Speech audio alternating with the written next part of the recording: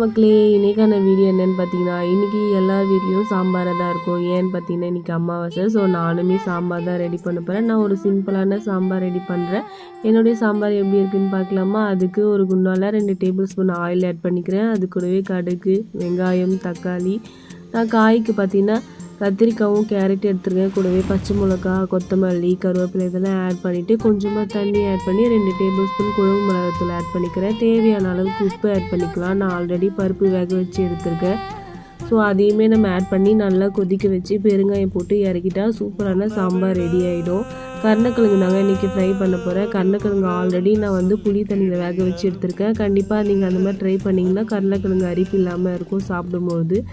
So அதையுமே எடுத்தாச்சு. So கருணக்கிழமையே வறுத்து இன்றைக்கி ஒரு சூப்பரான சிம்பிள் லஞ்ச் ரெடி ஆகிடுச்சுங்க. இந்த வீடியோ உங்களுக்கு பிடிச்சிருந்தா மறக்காமல் என்னுடைய சேனலை சப்ஸ்கிரைப் பண்ணி பாருங்கள். தேங்க்ஸ் ஃபார் வாட்சிங். நெக்ஸ்ட் வீடியோவில் பார்க்கலாம். பாய்.